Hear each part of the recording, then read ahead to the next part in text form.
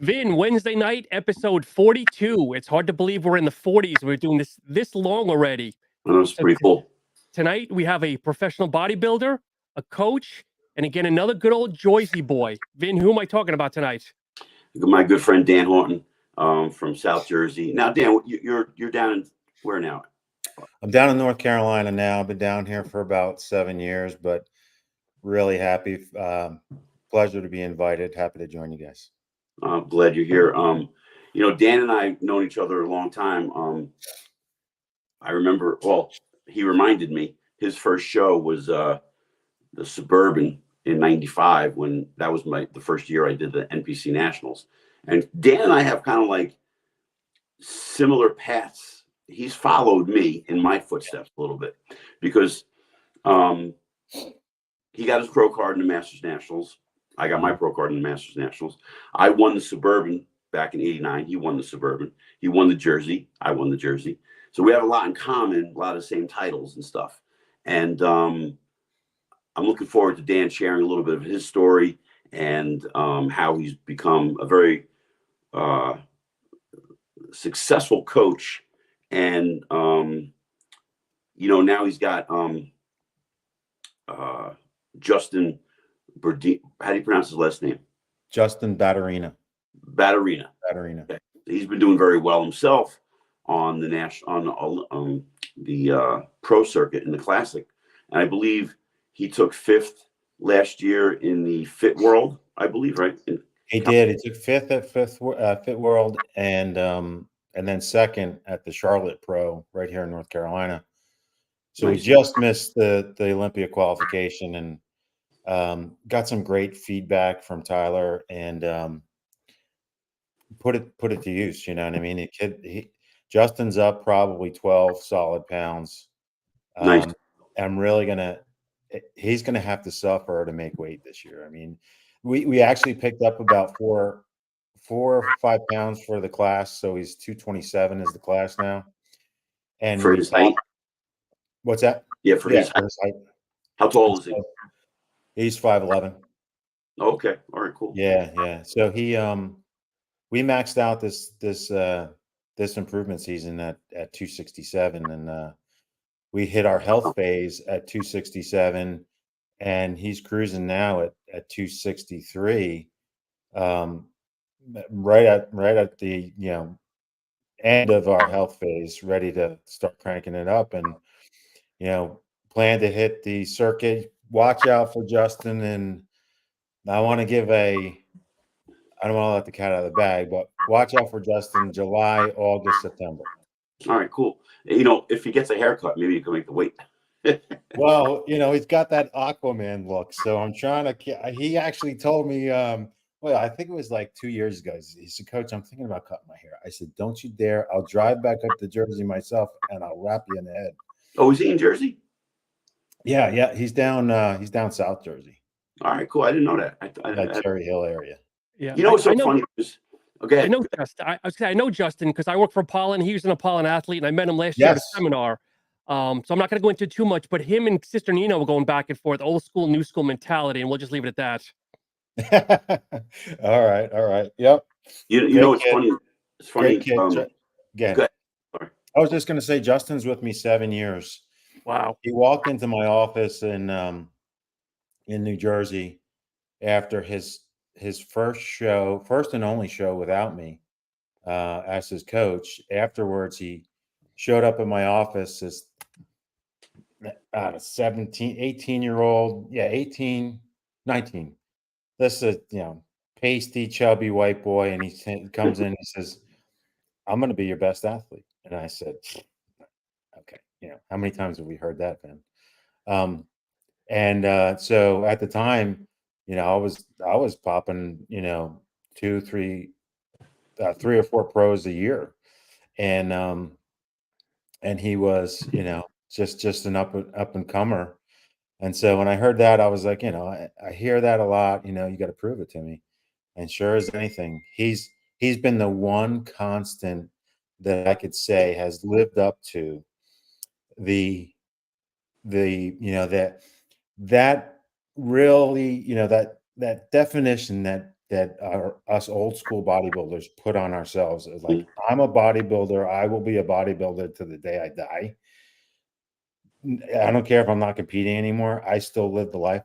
Justin fits that mold, and he's the only one. He's the only competitor that I've worked with that actually fits my definition of that mold. Nice. Yeah. I don't know if you remember, you and I had a conversation a while back about putting clients through a test. Do you remember this? We were talking about how do you know the difference between somebody who's really serious, and you kind of like, you were telling me like what I do is something similar to, not similar, but like more along the lines of like seeing their ability of what they'll do with the diet, see if they're going to complain, if they're going to cheat on the diet, if they're not going to make it to the gym, and things like that, of that nature. And you were telling me, I got this kid who just keeps showing up, and I'm wondering if that's him. You're talking about him at the time, because he wasn't Justin yet. No, he wasn't. And you're right. He kept, just proving his point and standing by his word, and wasn't necessarily like, for myself, late bloomer, had a lot. For me, I had a lot going on. His dad died at an early age. So, I sort of, in his words, took on a little bit of that role. And so, I watched him become a man, and, honestly, one of the highlights, of my career. But, a little bit of a late bloomer. And honestly, he's outperformed me. I mean, I'm middle of the road pro at my best, but outperformed me. And I think, as a young kid, when you're working with an IFBB pro, you look to that person that they've reached the goal that you want to reach. And now that he's surpassed me, he still doesn't think of himself that way. Like, he's very much grounded. I have to tell him, I'm like, dude, like, you're better than I've ever been, and you're a kid, you're 26 years old. And he's like, really? I'm like, yeah, you're about to hit the Olympia stage, man. I know it's going to happen. It's going to happen this damn year. And he keeps improving with each outing. He really does. And, you mentioned Fit World last year, and honestly, coming into that show was probably our best look ever. And he got food poisoning the morning of the show. And just came out both ends. He's calling me from the other room. I'm running in the bathroom. And like I said, I mean, it just is a horror show. And at that point, as a coach, especially being that close to somebody, first you think, health, right? I got to make sure the kid's safe. So the show is the last thing on my mind, right? I'm really close to the kid. He's almost family to me. So I'm thinking safety. All right. When he gets off the bowl and done throwing up, I got to make sure we have to go to the hospital. Are we? Yeah. And so, once we sort of passed that, of course, the whole time he's thinking about, coach is going to wave a magic wand and get me on stage and we're going to win. Right. So, so after we passed that, the really horrible part, and he's back in bed and feeling a little bit better, that's when you start thinking, all right, maybe we're not going to the hospital, but, maybe we're just going to call the promoter and say, we tell him what happened, and then we're backing out. And so he was able to start keeping down some fluids. And I said, let me see if he can eat. So I'm giving him some Gatorade and some rice and stuff, and then some rice cakes, just dry stuff to see if he'll hold it down. And some coconut oil, some, good fats, and let me see what happens. So now I'm past the point of going to the hospital. Now we're safe. Now the kid starts bouncing back, and I'm like, what are you made of? You're like, what is, like, you're something superhuman, So all of a sudden now, he's like, can we make it? And I'm like, listen, we can make it, But I don't want to make that decision just yet. Let's see. So we didn't have a ton of time, right? It's the morning of the show. Are we talking 6 o'clock in the morning here? Yeah. Wow. So now we're a couple hours removed from when he first woke me up. And so now I know at least we're healthy. He's holding food down and water. We're not going to the hospital. Now I'm like, I'm thinking this kid's superhuman. And so I'm like, all right, I'm not there yet, but let's keep eating. So kept eating, and the kid just starts bouncing back. And I'm like, I cannot believe this is happening.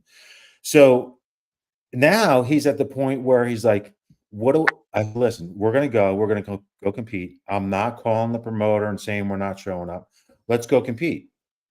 So he's like, I'm not at my best though. Right. And I'm like, no, you're not at your best. And he said, well, how do we get there? I'm like, you don't understand, dude. Your body is in trauma right now. I mean, there's no way we're going to be our best. It's like, it's ready to, just wants to take a break and go to sleep. And so, he kept just asking me, and that's just, goes to the mindset, right? And I think we can all attest to that, right? It's the last thing in the world that we ever want to admit that we can't be our best that day for circumstances out of our control. So we went and competed, and we popped the 5th place that show, and just it's remarkable, And after that, there's a storm coming in. I get out of the state. I get out of California, head home. He gets stuck. He's got to sleep in the airport, and then he finally gets home the next day. Takes him 2 days to get home. His body is completely fighting back, just kicking back, saying, I'm shutting down. And 2 weeks later, well, at this point, it's less than 2 weeks later, we're supposed to be back on stage in Carolina, the Charlotte Jeez. Pro. So his body, and I honestly didn't even think he was going to make it into that show. Probably 5 days out, I said, all right, get your butt down here. Let's chill out at my house for 3 days before we head over. But I mean, it was down to the wire. I'm like, I don't know what to do for you, my man. It's just not going to happen. And I didn't tell him that, of course. I'm thinking to myself, but it all came together, late in the game. The day before, I'm like, man, he's going to be on the nuts. He's going to be right on the money tomorrow. And sure as anything, right on the money. And I can't, this is one of those ones where you say to yourself, he's a guy that obviously, as you add more tissue, you can eat more coming into a show as you get bigger and bigger. But this is one that really tested me. Obviously, his body's playing with me coming into this past 2 shows.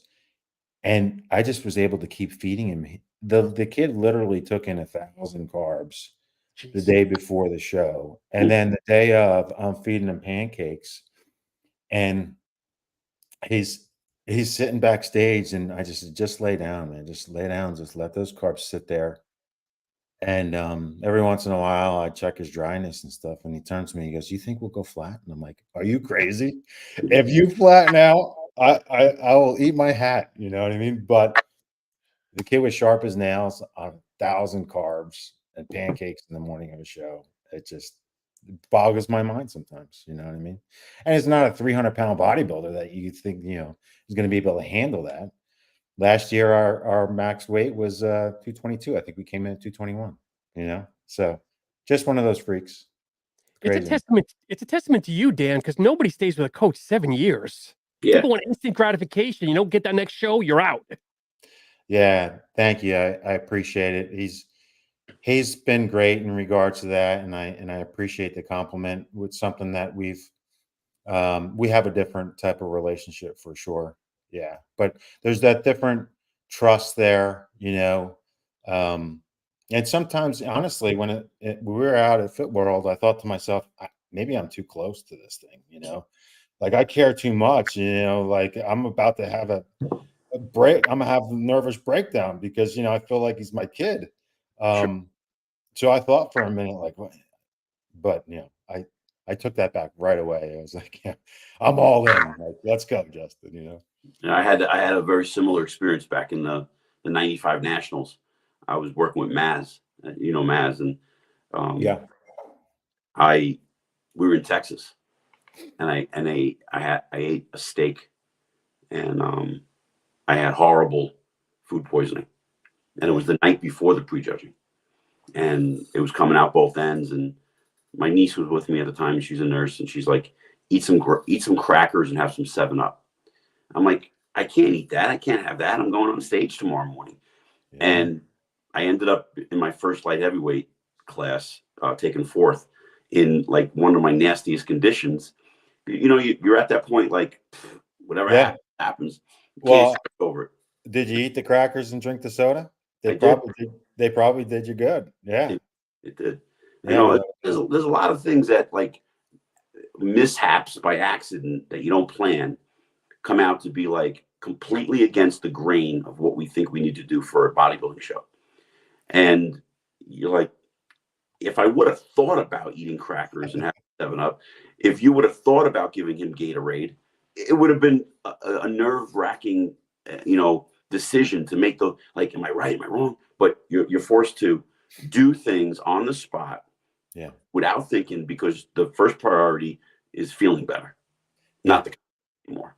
So I completely understand what you guys went through, and I applaud you for handling it the way, Dan, Sean, Dan's a very easygoing guy, and every time I've been around him, he puts you at ease.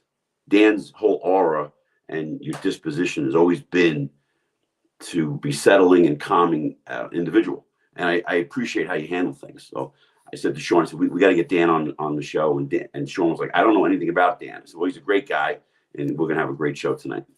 That's right. I don't believe you're in Jersey. I don't believe you're from Jersey, because I'm from New York, and Jersey, New Yorkers are always high strung to the 10th, to the nth.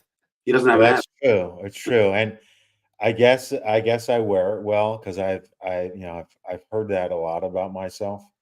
And I might be jammed up inside, but I'm good at not showing it. And I think it's I don't want to toot my own horn. It's not what I do, but I think it's comforting to competitors, and not just competitors, people in my professional world and stuff like that that I work with. It's comforting when you feel like somebody else has got, like, they got the ball. You know what I mean?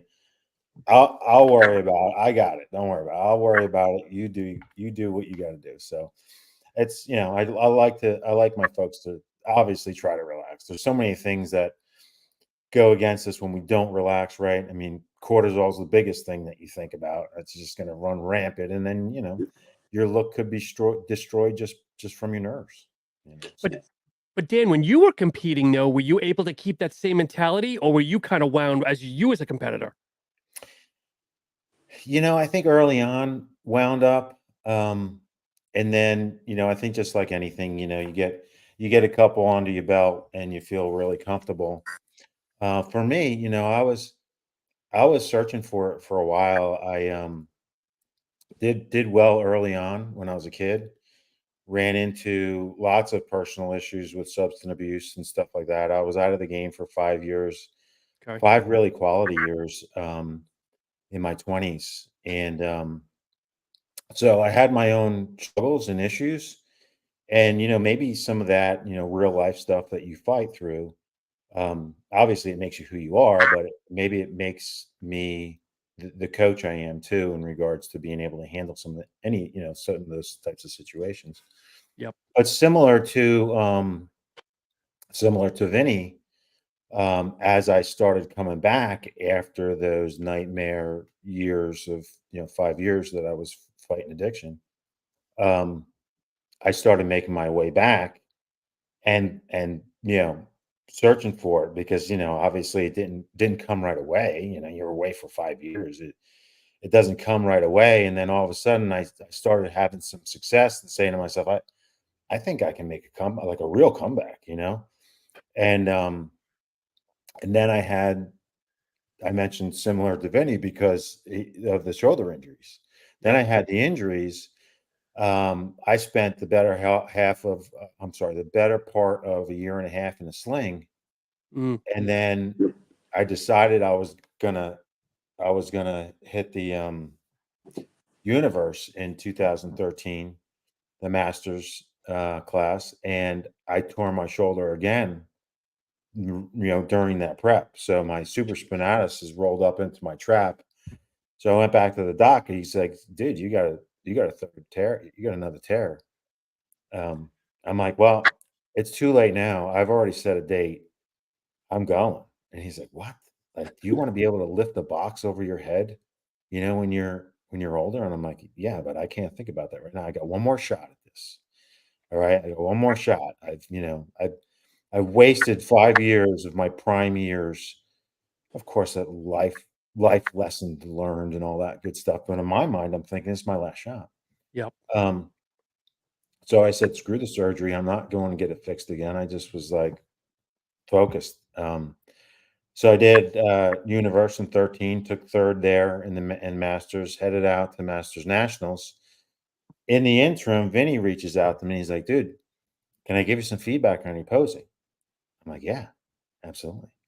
So we start talking a little bit about posing, and I meet up with Vinny out at Masters Nationals in Pittsburgh. Gives me some tips the morning of the show, and I go out and beat 42 heavyweights Wow. in my class, Yeah. and then hit the overall. And out there, you got 7 class winners at the overall, and you got to be one of 3 to turn pro. It's not just winning your class. So I was balls on that day. My posing was great, and I was first runner up. Mike Yablon beat me that day. I know, Vinny, you know Mike really well too. Yeah. Fantastic guy. I love Mike, and I beat the super heavyweight, Mike Eli, who's also a fantastic guy. I love Mike Eli too, who had just gotten done beating Meadows that day. So Mike beat Meadows, and then I beat Mike in the overall. Wow. And then what was fantastic about this, just icing on the cake, I'm walking down the steps. Now I coached myself that year. I'm walking down the steps, and all the top coaches are grabbing their guys. Great job. And the cameras come over to me, and they're like, "You want to thank your coach?" I'm like, "That's me." Give So yourself hugs. it was just one of those things where like, "Oh man, this is great." That's nice. That's nice. Yeah, it's funny, like how we had, again, I say we have these similar situations where we both had shoulder surgeries and both got our pro cards at the Masters National, which is kind of cool. Yeah. How old were you when you got your pro card? 41. Yeah, me too. 41. Yeah, I went on to do 2 pro shows. I took a 9th at the Atlantic City Pro, and then 5 days later headed out to Pittsburgh Masters Pro and took 2nd there. Wow. I really thought I won that show. I remember George Farrer came up to me afterwards, and he's like, "Dude, that was your show. If a certain somebody was on the panel today, you would have won that show." And I knew it. No disrespect to it. Let me put it this way: the kid who beat me, I had no business beating him, but I was better than him that day. I beat him that day. Like, he's a better bodybuilder than me, but I beat him that day. And so, the feeling when you see somebody walking up the steps in front of you and they got a little bit on their glutes and a little bit on their lower back. I'm like, I got him today. Like, this is my show. But it didn't turn out that way, and that was the final. That was the final show for me. Shortly after that, I blew out my knee, tore my patellar tendon, and So let's go backwards just a little bit. Yeah. Because I know a lot of people listening are gonna appreciate the story and learn from it, because there's a lot of people out there who have issues. So you're competing and life is great, and how did you start dabbling into drugs and having an issue? Fantastic question, dude. I think that, as competitors, we all run into bumps and bruises, and, you got your joints aching and stuff like that. And, some of the stuff that was around at the time, and I know some of the guys listening to this that are our age can definitely identify with the craze at the time, which was GHB and Nubane. So basically, Nubane came into play because I wanted to get through the next workout. It just masked the pain, and then obviously difficult to get. So something similar was GHB that could kind of just take the edge off, and you could square in on the weights. And it was always the furthest thing from me. I grew up the captain of the baseball team, football team, and so when you learn that this thing is never specific to anybody can get hooked on this shit. Doesn't matter where you come from, what you look like. Because I was like, how can I get addicted? I was like sort of in denial, but that's how it all started. And I know that so many people can relate to that, because when you are fixated on, the next mission or the next goal or the next win, you just want to get through that next workout successfully. And so wait, hold on, for 1 second. Go ahead. So I kind of want you to make it clear to the new guys listening what exactly Nubane was and how it was administered, because they don't know today. Okay. So low dose morphine, and used during childbirth for women, and difficult to get because it was coming directly from the hospital. You could do it intramuscularly, and that'll sort of keep you focused on the weights. But once it starts getting out of hand, you're booting it in vein, and that's where. So basically, you're a junkie. I was a junkie. Difficult to say, even this many years were removed from it, to tell you the truth. But so those things definitely happen to everyday people, and I think that it doesn't really matter what it is that you're going through or who you are, or as far as you've fallen, you can come out of it. And it's really one of the things that I really wanted to make sure. See, I was coming on basically 3-time loser. I'm in rehab the 3rd time. I can't get it right. All of a sudden, my little one's on the way. I got a daughter on the way. Wow. Now you talk about perspective, right? Yeah. But I can't be the guy that disappears for 4 days. I can't be the guy that's missing. I know the definition of a father, because my father, man, that's a man in my eyes, and I need to live up to that. So that was the switch that flipped it for me. She saved my life, my daughter. Huh. Wow. Yeah. Good. Yeah. And one of the other things to play that tape forward, I can also sort of look back and say, when I talk to my daughter about some of the achievements of coming out of that, is, becoming an IFBB pro was my dream. And there's a very select few that's their dream. But whatever your dream is, as I'm talking to my daughter, whatever your dream is, honey, you can do it. You can do anything. Yep. And yeah, I stuck around till I was 41 to try to do this thing. But it doesn't matter. Just stick and stay, and you can get there. So when it comes to whether it's my daughter or whether it's to the bodybuilding community that's listening, please stick and stay. Keep going after it. Chase the dream. It is worth it. Thank you for that message. That's pretty awesome. Yeah, that's tough. Thank you, Dan. Now, how old is your daughter now? Actually, she's 21. She's about to graduate college. And just wrote the last check of her college, so we're almost through it, and almost out the other end. One of the things that I promised myself, and she doesn't know this, but I promised that I would not burden her with debt out of college. So I was able to keep that promise. She doesn't have any debt. She's got no student loans. Awesome. And she's going to be okay. We worry about that as parents in general. I think in today's day, you say to yourself, is college even worth it? Do these kids even need college? Are they going to, yeah. Are they going to really learn what they need to or use what they're learning in their profession. Most time, or a lot of times not. But she's gone to school she wants to be a special ed teacher. Very nice. And she's student teaching in the last 2 schools that she's student taught in. They want her to come work for them. So I'm so proud of her. So I apologize for kind of spewing at the mouth, but No, when you're proud of your kids, it just comes out of you. and we're Dan, sure proud of you right now. Thank you. Appreciate I love to hear it, Dan, because I have a daughter now that's just entering she's a sophomore now in college. So I know exactly what you're going through, and I can't wait to get that college off the books as well. But congrats to you and your daughter, obviously. Yeah, huge, right? Huge. It's a huge day.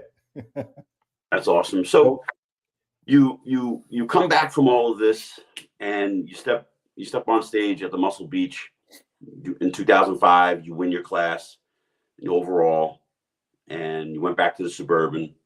And you got a second, and then what made you start thinking, okay, there's something here. I want to start training for a national level show? Well, yeah, I came back, and I was, when I say I was struggling before, I was struggling because, I went through some addiction issues and I was having problems crossing the bridge. Was I going to be a natural competitor? Was I, going to be enhanced?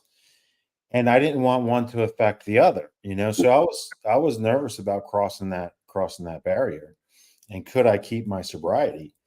And then, so when I came back, it was on a natural basis. And I'm like, man, I'm doing really well natural. I'm 35. And I'm crushing, I'm doing well in some open classes and winning master shows. I know in my mind that I got one more shot, and I'm probably going to need to cross that bridge if I want to achieve this thing. And so that was really one of the things that kind of set in my mind was I knew that I could do it if I leveled the playing field.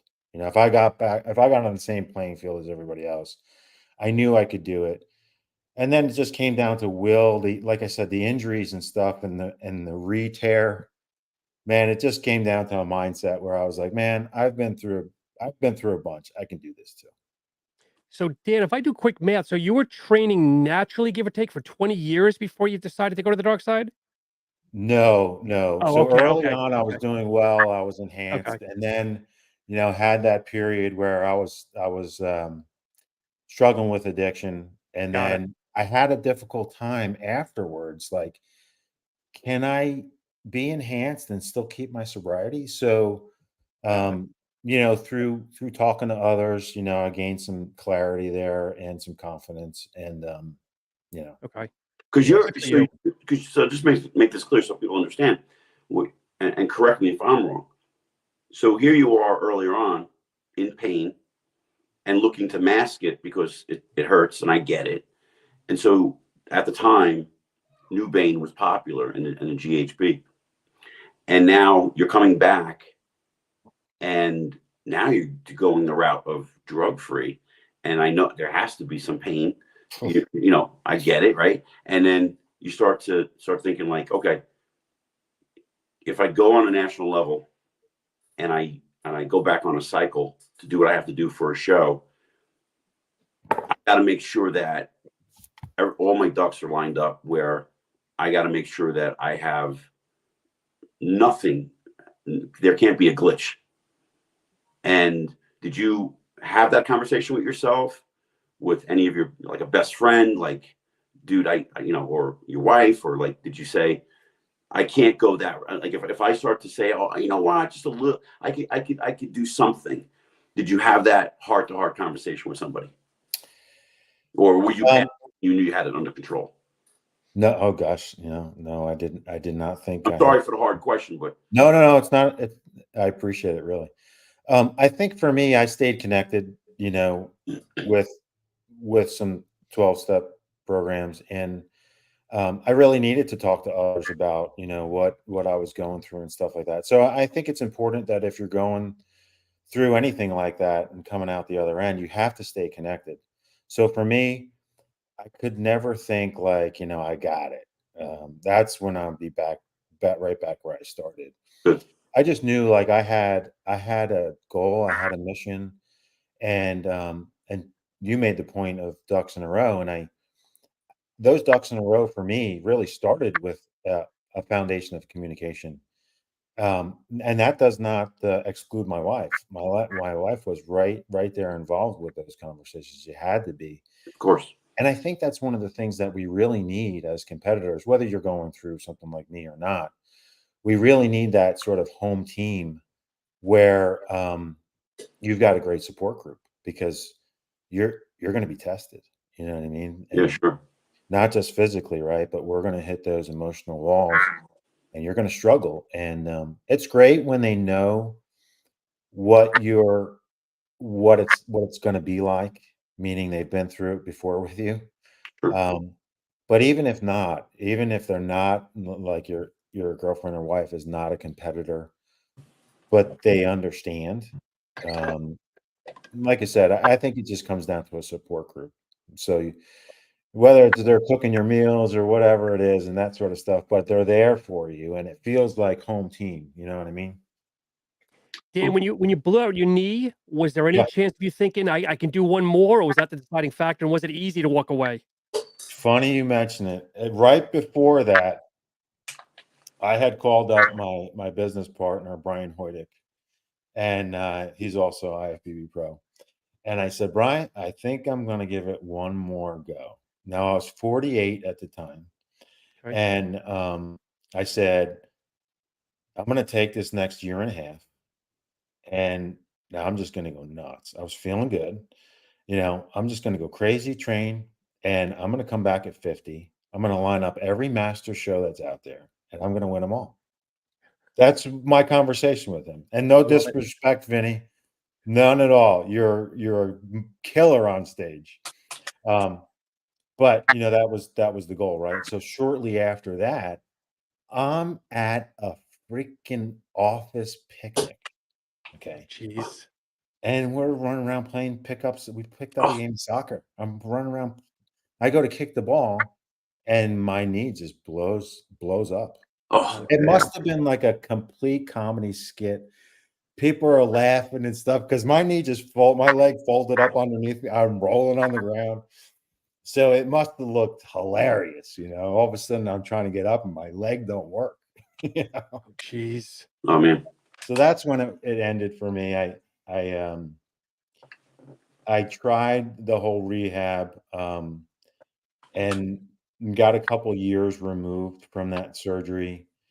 And that the quad sweep just won't come back. And so I kind of knew before that, even before I tested that, 2 years later after the surgery, I kind of thought to myself, someone's telling me that I'm done, like focus on family, Dan. Yep. So yeah, that's kind of how it ended for me, but Okay. It's funny you saying that, because earlier in January I was at my sister's wedding, and everyone's dancing, and I'm standing in the back a little bit, and I started to move to dance, and I started to and I'm like, oh no, I felt my knee. Oh really? I felt it. I walked back to the table and sat my nephew. I'm not doing it. I'm not going to have that story like, oh, I didn't tear my knee in the gym leg pressing plates. I tore it trying to dance, which I'm not good at. Yeah. So thankfully you don't have a story like mine, but you've got far more accolades that you're gathering up, and just keep accumulating, dude. I got to give it. I'm trying. I have an exit strategy, and I know when I want to. I know when I want to stop. Okay. I have a actual plan. But do you really? Do you really? I don't know why you keep saying that. You act like I'm addicted to this. You need to addiction, John. You need to stop making excuses to get on stage. No, it's a couple people message me like you. I'm sure you get like all the time DMs, and on Facebook too, and Instagram, and saying how something along the lines of like, you're an inspiration or whatever, and it comes easy to you. And I'm like, it doesn't come easy. It's very hard work. And, you know, my biggest regret right now is how I handled the Olympia last year. And I posted it today because I want the people to understand, like, I am only human. I'm not a machine. And like, yeah, I read that. So, you know, like it's just a little more like, here's the biggest show of my life. Yeah. 40 years in the making. And I flopped because it wasn't the prep. It was what came out from the outside, the everyday text. I couldn't get away from my text. I can't shut that off, right? So it's like every time I walked into the gym, and Sean and I had a couple of conversations where, hey, I don't want to talk about this prep so much because it was smothering me. I did not enjoy one moment last year. I look back, it was like, this was the shittiest prep I ever had in terms of like, I like to keep quiet about what I do. Yeah. You know, and you're the same way. You're like, you don't make, like you were telling me about Justin, that he's going to compete in one of those months. Because once you make that announcement, now it's like, oh, lights on. And people can ask you about that. You know, and I got, Bingo. You're right on. Right. So it's like, it went from, I think, September, they said, okay, April 13th, they were going to make the announcement. So it's like, okay, all that stress from September to April, you're thinking about, am I going to get invited? And people, Vin, you're getting invited. Vin, you're getting invited. Vin. And I was like, oh my God, it'll be great. But can I get away from it? And I would try to go to different gyms and people come up to me. And then I think the day they were going to announce it, they announced, we're going to do it tomorrow. I'm like, oh, you got to be kidding me. Got to wait one more day. And then that was 18 weeks out, and 18 weeks of prepping. And I had nobody in my corner. No, I had no Fockery helped me for the show. All right. But mentally, there was nothing discussed, like shut your phone off, block out the social media and all that stuff, right? And at the same time, my sister, and I'm giving her advice, and I'm not even taking my own advice. I was telling my sister, who had just gotten selected to, I don't know if you know this, but she was on the Golden Bachelor. Oh, no. And my sister Teresa, who won, she ended up got married to the Bachelor. Oh my gosh, so cool. And I was saying it because I had my own experience of saying, listen, my world is small. Yeah. And I get a lot of negative comments and feedback from people, and they just feel like they can just reach right out to you and just tell you you're a complete piece of shit. And you're like, she's like, nobody would ever say that. I'm like, I do it all the time. Your world is going to be the world. Mine's this big. And hers escalated and mine was escalating.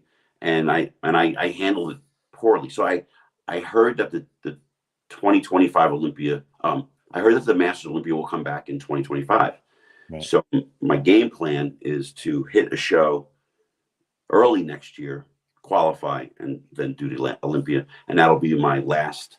And I want to retire. I want to walk away from the sport, whether it's 10th place or 5th place or winning.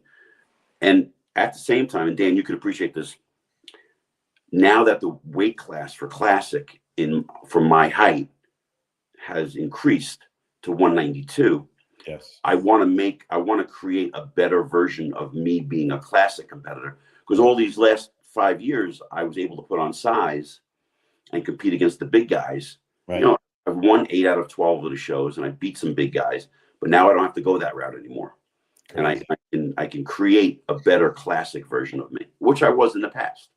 So that's my goal. I don't know when I'm going to compete, and I will compete, but I'm not going to make any announcement. Me and Justin keep track of each other. Yeah, keep it under wraps. You know, I don't blame you, but I gotta give you kudos, dude. You know, I know just the aftermath of just the feeling after surgery and stuff like that. That was horrible. You always have it in the back of your mind, though. After you go through a major tear, you always have it in the back of your mind. Can I can I push? And, can I do what's needed to be done? I tried to give myself my own advice, what I give other competitors, because a lot of people, as you know, will say, I want to go to the nationals. I want to go to the universe. I want to go to the USA for experience. And I say to them, and I try to be honest. I'm like, look, you're a really good competitor on this level, not that level. And here's the experience you're going to have. You're going to be in the third call out, maybe second. You won't be in the first call out. You're not that good yet. And there's nothing wrong with that. Right. And people don't understand how many years you and I put into it before we entered that level of competition. Yeah. 10 years, 12 years. Guys are doing it quick. And yeah. The hard experience. I think there was a bit of that reality coming to a fruition there for a couple of years, meaning when Men's Physique came into the game, guys were coming on board with me and they're turning pro the next year, right? So the shows weren't as big and stuff like that, but it was more of an obtainable sort of beach body kind of look. It was not what it is today by far, right? Oh. And so there was that mentality. And I think we're breaking out of it finally. I don't find as many people calling me up saying, this is what I looked like last year. I want to turn pro this year. I don't get that as much. I think guys are sort of, coming to reality that this thing takes a while. But I think it was the initial the additional categories that came on that sort of brought that perspective on. And it was happening, right? These guys they were in for a year or two and they're popping pro cards. And I'm like, man, it ain't supposed to be that easy, but congratulations. Let's plan our pro show. Yeah. But I say that jokingly, right? I mean, you could have done that back then. I mean, I had, at the time when Men's Physique first came about, I had, I was coaching Dean Fazzolari, which at the time he was the youngest to turn pro at 20 years old. And, we were doing some pro shows. We did, 3 or 4 out of the gate, because it wasn't like you had to necessarily ramp up to that next level, because all the guys that were there before you were only there a year before you. They just got there too, because the class or the category was just formed. So, well, case in point, you're showing now, like, the classic division increased the weight by 7 pounds. It is, at the end of the day, it's all bodybuilding. You're building your body. You go into the gym, and 5 years later, you're going to be 5 or 7 pounds heavier. It's inevitable. Yeah. And if you're not, you're doing something wrong. Right. Great point. And to you, you made a point just earlier that you've been able to put on additional tissue these last couple of years. I mean, good gosh, dude, that is awesome. I struggle so mightily, but good for you, dude. If you can continue to improve and add new tissue, God bless you, brother. Thanks, but whatever you decide to do this year, brother, I'll be rooting you on. Thanks. But it's a mind fuck though, because I'll be 57 April 18th, and I'm still changing everything I do up to now. Like, the last 5 years has been like, well, I can't train the way I did when I was 41. I can't train like I did when I was 35. How am I going to do this? And I'm so grateful that Henri Skiba's, right? Yeah. So I worked with him for a year. I did a powerlifting meet, and I learned how to power lift. And I took that approach, that 5-3-1, that Wendell method, and I applied it to me in my bodybuilding, where, back in the day, I can take a 40-pound dumbbell right off the rack and do curls and get a pump. Now I got to work my way up to getting to 40. If that's a good day. Yeah. How do I do that? I got to take a 15-pound dumbbell and do 5 reps. Right. A couple of times, a couple of sets of 5 reps. Yeah. Not 10 reps, not 12. And then I can do 12 reps with a heavier weight. It's so much, there's more and more of my workouts a warm up than anything else. And with my comeback back in 18, I chose to do Baltimore because I drove to it. It was Right. let me go to a show that I could drive to, not fly to and invest all that money like I was saying earlier, but like making the right decisions and what show you should do. But figuring it out, it was the most complicated part. And don't get me wrong, Dan, I'm in the gym. Sometimes I completely forget and I try to go start training with 12 reps and 15 reps. I'm like, oh, back up. Yeah. Good point. Can't do that anymore. I get it. I've had to completely change, time after time. I continuously go back to time under tension, Yep. which for me, 4-second negatives, just Oh, they define that for me, and progressive overload. So those two theories, and I think for the most part, most of my men are able to grow with those theories as well. But for me, not thinking about singles or doubles or anything close to that. 4-second negatives, get your negative and time under tension, and that's how I'm able to stay in the gym now. yeah. So, but you make a good point in regards to warm up, because there's a lot of that going on for sure. I mean, typically on leg day, it's a matter of, doing a couple sets of lunges with no weight, Yep. just to get the knees primed up and stuff like that. But yeah, I mean, that's just the way it is. Yep. Dan, as a coach, let's talk about your coaching for a little bit. Yeah. Do you coach only athletes, or do you do the average Joe that maybe wants to get in better shape, or like what's your clientele? Thank you for asking. Really, really good question, because things have changed recently. I was in corporate America for 27 years as well, while I was on this bodybuilding venture and coaching. And up until May, I parted with corporate America. That was their decision. Okay. All of a sudden, I'm like, holy crap! You're with somebody that long, you're making a good buck, and I'm like, oh my gosh! Like I still have a lot of people who rely on me. My daughter's in college and this and that. So I had a couple weeks of sort of woe is me, and then real quickly I'm like, Dan, get out of this funk, because I really enjoy my grandkids relying on me, and my kids relying on I've invited that. I want that, and I didn't want any of that to change. And so to answer your question, I opened my book up to everybody, and before that, I kind of thought of myself as more of a pre-contest prep coach, and more specialized. And when corporate America let me go, I was like, well, I know I can do everything, so I opened my book to everybody. So yeah, it is.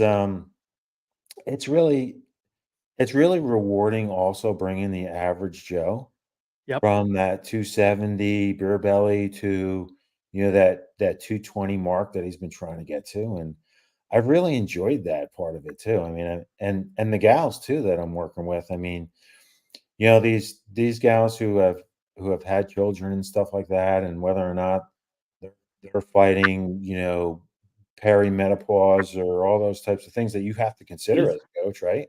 Yep. It's so gratifying when you get not only the ball rolling, that's gratifying enough, but when they start hitting those goals, so awesome. So awesome. But So thank you when for the someone question. That's when a great when question. someone wants to hire you, do you expect blood work? Like, what should they bring to you right off the bat? Like, what's the initial consult or expectations of you? So normally what I do is I'll do a 15-minute consult for free for folks. And I really just try to, Vinny put that out there before, where, kind of there's some markers where I want to see, is this client serious and stuff like that. So there's some questions there, but I really kind of want to get an idea of what it is that you're looking for. And then, I'll go over my spiel on, how I'll go about it. And then what I do is, I'll send them off a questionnaire and a hold harmless and things like that. But I want them to reply with not only the questionnaire, with their pictures, of course, but also with blood work. I think it's really important that, we get a great sense as coaches to understand where people are with their health markers, but Sure. hormonally too, that could be a huge challenge as well. So, to get everybody on the same page there, and for me to really understand how am I going to approach this particular diet, um, when you're talking about nutrition, it can go you can go in so many different ways. But I think that when you've got blood work in front of you, it really you can pinpoint where you want to go and where you have to go, to tell you the truth, so much easier and quicker. Yep. Sure. Someone's asking, what are your thoughts on peptides? Or do you subscribe to peptides, the BPC 157s, the TB 500s? Do you subscribe, or what are your thoughts on those? How could I not at my age, right? I mean, those are two that, oh gosh, you know, to stay in the gym currently, and let me take it off myself for a minute. When you're going through the rigors and you've got the aches and pains, and if it's something a little bit more serious, if it's a strain or something like that, obviously there needs to be some back off slash rest time and stuff like that. But with those peptides, I mean, we've learned so much. Those two in particular, right? Yep. We've learned so much about the healing properties and stuff like that. So you can get back in the game so much quicker. And currently for me, I've had this neck and shoulder thing going on, and I keep reoccurring. And of course, it's down the bad shoulder, and it just keeps barking. Like, I keep hearing that surgeon saying to me, "Do you want to lift the box over your head one day, Jeez. Dan?" But yeah, those compounds have really been a lifesaver for me to actually get through the next workout, and actually have some confidence going into that workout. You know what I mean? Where you're not like, oh gosh, I just ache even before you touch the weight. Do you have a certain company that you trust, that you like to get your peptides from? Yeah, actually, I actually have somebody I actually just partnered up with, Vivo Solutions. Okay. Um, I'm looking for their handle on Instagram. And how often do you inject, or how often do you use, Dan? Those compounds I'm using currently daily, Oh, really? um, Okay. 15 units of each, daily. Okay. Um, but that was actually just started about 5 days ago. So Okay. yeah, Vivo Solutions. You can find them on Instagram at Vivo Solutions. Um, Okay.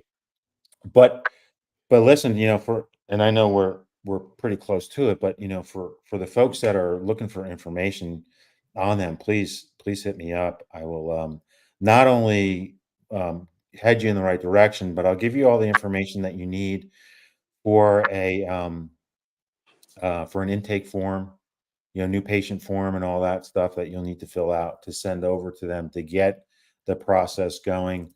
Right, they have major discounts in regards to the blood work, especially. I mean, Mhm. some of the bloods that we really need to get real descriptive could cost anywhere up to $1,100 for that type of blood work, and they're doing it for 360. So Oh, Wow. hit me Okay. up if you've got the need. yes. When you get a chance, send me the link. I will. Yeah, absolutely. All right. Dan, Cool. and how often do you? I'm sorry, Ben. One last question. How No. often do you expect your clients to get their blood work done? Yeah, good question. I think that, when you're talking about hormones and markers that say you've got a marker that you're actually working on, right? Your A1C or something like that is not in line, and you're working on it. And maybe that's an every 3 month kind of gig.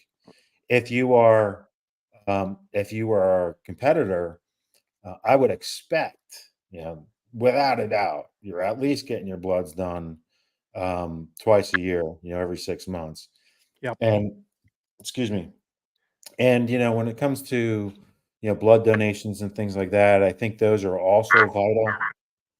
Honestly, in the back, I always say to my folks, the dentist is every 6 months. You put that in your calendar every 6 months. Make sure right around that time you're scheduling your blood work. Yep. And then, right around somewhere similar, you're donating as well. So cool. Dentist, Awesome. blood work, donations. This has been a great podcast with you, Dan. Thanks so much for sharing everything. Yeah, listen, it's my pleasure. I'm so glad you guys invited me.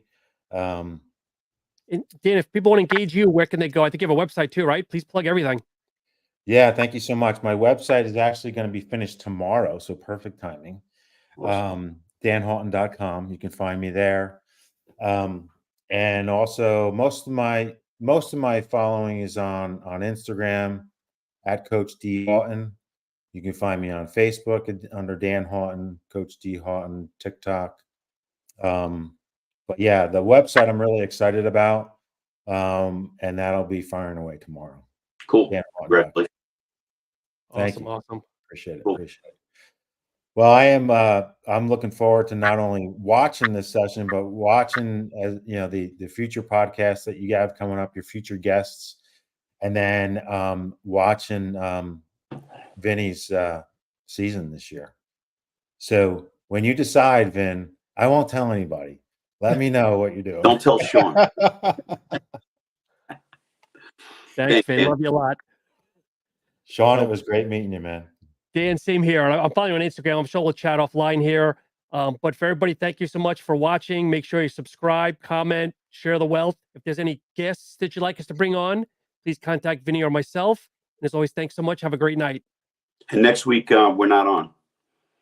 Correct. We'll be back the week after. Yeah. Okay, cool. All right. Thank you, Dan. Thanks, Sean. Thank you, guys. Take care. See you, everybody.